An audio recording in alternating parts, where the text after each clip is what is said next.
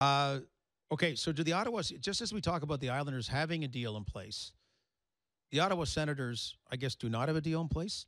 Is this the guy that the secret shopper, George McPhee, is Pierre Dorion now trying to, I guess the votes are in. It won't change tomorrow, but he could win GM of the year and maybe do something so Mark Methot or Bobby Ryan, but I guess mostly Mark Methot is not picked. I would, again, when, like, I haven't done a mock draft, because I'm tired of doing mock drafts. I'm with you on that. So, yeah. But I haven't done one.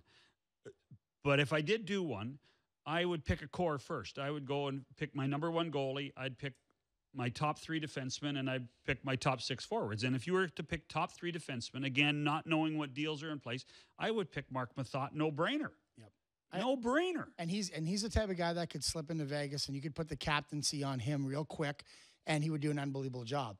But that's the thing. Like, how valuable was he for Ottawa in the playoffs? He was enormous. And to lose a guy like that, you look at every team is going to lose one guy. That's just the way it is. Yeah. But you want to try to minimize the impact that particular player has being subtracted from your team. I think that out of everyone that's out there, Mark Methot would be the one guy that is going to really put a dent in your armor of your team moving forward. I think there has to be a deal put in place to leave this guy alone for the Ottawa Senators. Okay, so Shanny, we had speculated yesterday that New York Islanders, obvious, Columbus, obvious, Chicago, Anaheim, maybes. Mm-hmm. We're also wondering a little bit about Pittsburgh now, given what we said, but maybe that's already in place.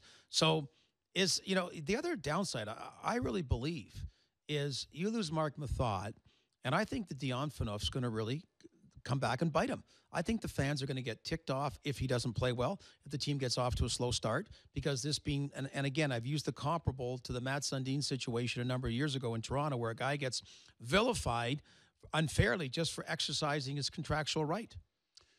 That, you know what? There are so many sides to this story too. Like, should the whole concept of asking Dion to lift his no move been made public as quickly as it was?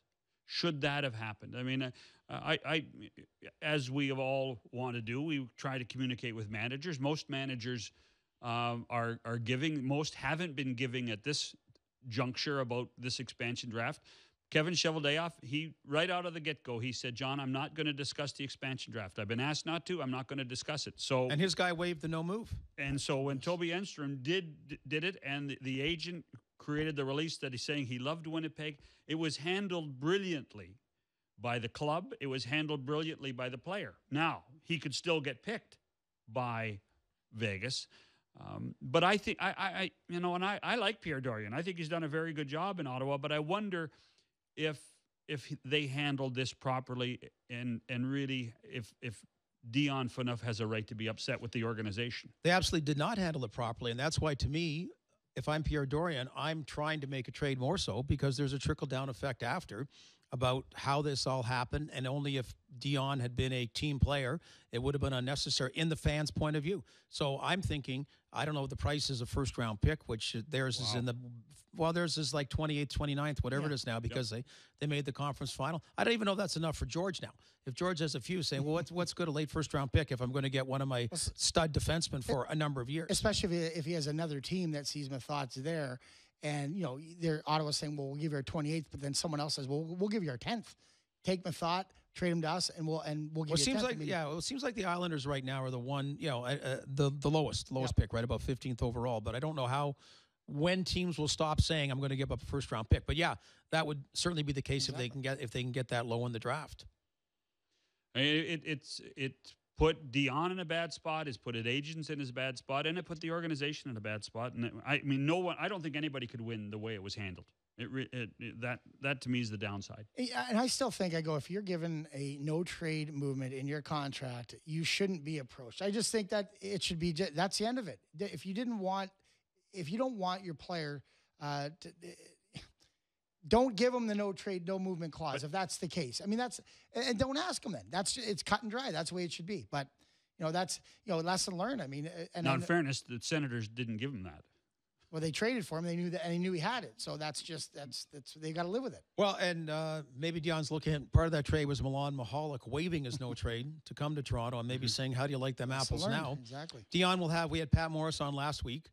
He'll have 12 teams that he's agreed to be traded to, or traded to, and that is a possibility when it's all said and done. That Ottawa may look at it and say, Hold on. Let's be practical about this. If they lose Mark Methot, they need Dion Phaneuf more than ever. I believe they do, but I'm just I'm just telling you the other part of it. Well, they'll need Dion Phaneuf to step out of the shadows a bit more. He'll always be in Erik Karlsson's shadow, and the guy had a great seation. Like the guy was in a good spot. He went through this crap in Calgary, went through this crap to a degree in Toronto, and now he's sitting there going, "What? Why me again?" He was minding his own business and did a very good job working with Cody Ceci as his partner. I mean, I think that if you lose Methot, Phaneuf becomes that much more valuable to your organization. You can't walk away from 2 of your 4 top defensemen in 3 days. You can't. It's not. It doesn't make any sense. They don't. I know they got some good young guys. They got young Shabbat coming from the Quebec Junior League, who's going to be a star. He's going to be a great player, but he's not going to be at the top level next year. They need Dion Phaneuf. Make no mistake about it. Yeah, no, Dion's a huge part of it. And like you said, it's funny because here's a guy that's just went about and did his own business. And all of a sudden, because of the expansion draft, because of the rules, asking to waive things, now all of a sudden he's right back in the spotlight again. He goes, I'm doing my job. I did what I'm supposed to do. And all of a sudden, now I'm a villain because I won't move my no trade clause. The guy earned that contract. He should be left alone. But it's the business of hockey. And, and because other people waived it, that makes him look like the villain.